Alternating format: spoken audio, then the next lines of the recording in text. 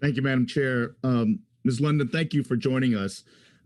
Personal stories are really the most powerful.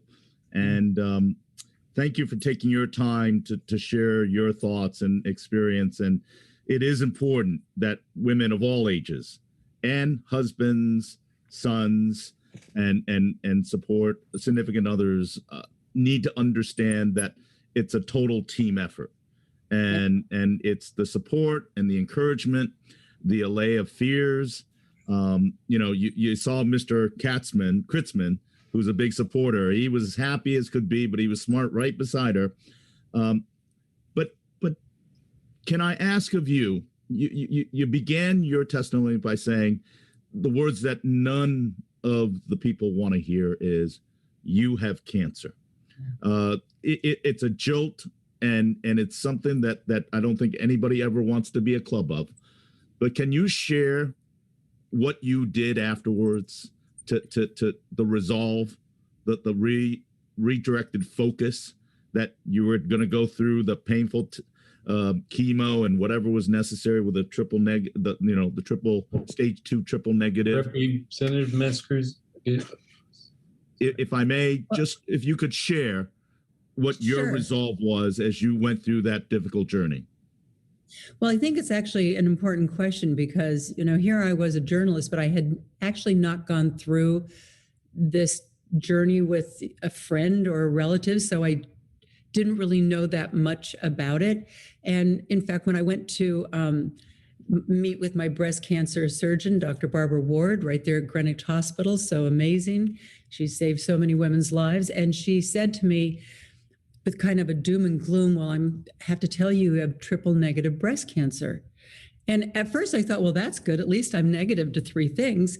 And then she informed me that that meant that I didn't have any of the 3 normal kinds of breast cancer for which there was targeted treatment.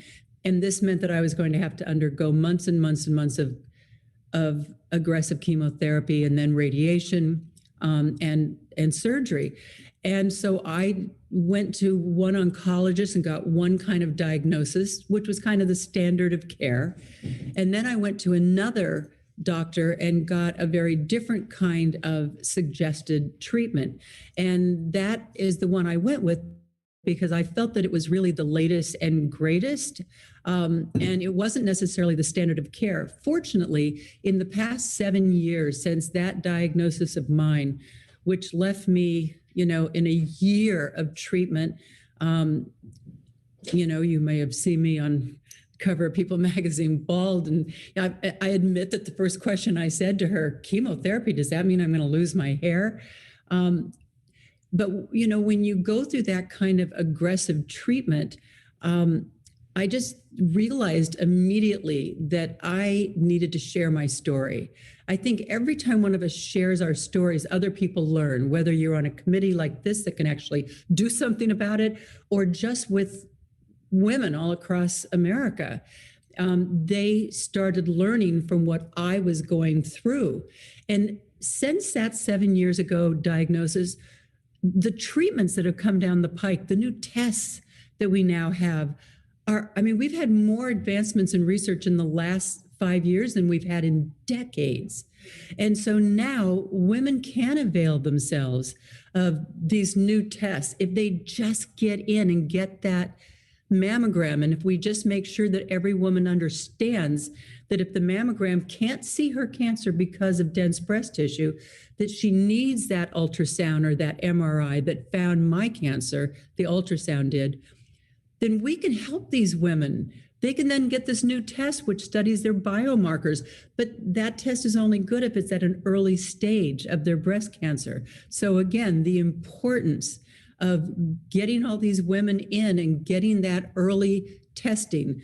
Not only are we going to save so many lives, and we're going to save women from long, horrible treatment from metastatic breast cancer, but we're going to bring down the cost of healthcare, which is so incredibly important to this country. So to me, I'm out here as an advocate on a lot of different levels. And I went and testified in Congress. I walked the halls of Congress with Nancy Capello. And Nancy was the same as me. She didn't know she had dense breast tissue. She didn't know that was important. Consequently, her breast cancer got found at a late stage. She dealt with metastatic breast cancer and finally, was taken so young because she was just like so many other women and didn't understand what needed to be done. So we can help every woman from here on out if we just get them screened, whether it's for screening or diagnostic, and that's really important. And if they need that ancillary test, if they need that ultrasound or that MRI, let's make sure they're covered, because I have too many women who reach out to me all the time that say, I couldn't afford it, so I didn't get tested. And now here I am. Now I had to go in and I'm getting diagnosed in stage 4. It makes no sense at all. Sorry, the mute button in Zoom is always tough to get a hold of. It was important that you said everyone, right? Because obviously the barrier of testing cost as well as travel and convenience is a prohibitive. Then there's a psychological aspect. There's some people just say, I'm too busy, or they just don't want to know. I mean, I know it sounds silly to say that, but I've learned and heard that as well. But when you say everyone, it's important that this bill considers being able to provide the aspect of testing, some of the mobile testing units that we've advocated in our cities, to be able to get access to communities that may not normally have access to these kind of pre-testing. So it's really important when you say everyone, that this kind of insurance coverage affords everyone in our society to get to the coverage, because there may be a socioeconomic divide if you put these barriers to testing at costs, right? And then you talked about the genomics, which is another methodology that technology has afforded us, but without support and financial offsetting, you're not going to do that test, right? You're absolutely right. So I really appreciate and applaud you using your celebritydom to testify in front of us.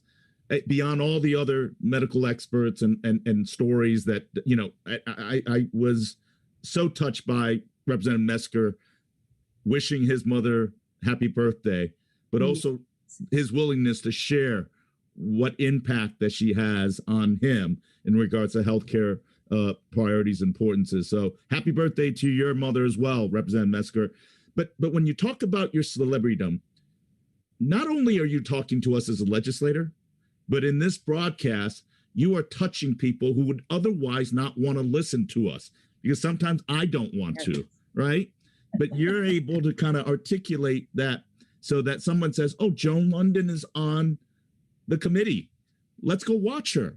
That they could hear the story and perhaps be motivated to get tested, to not only do the mammogram, to say we could do the ultrasound. And for other people to see, well, she went through it, and look at her as vibrant and as beautiful as ever. You know what? For those that may have been impacted by breast cancer, they have the belief to know that they will get better. And you also accounted for, and I don't know if you mentioned about the metastatic cancer process. It is a difficult story for many of us to want to acknowledge.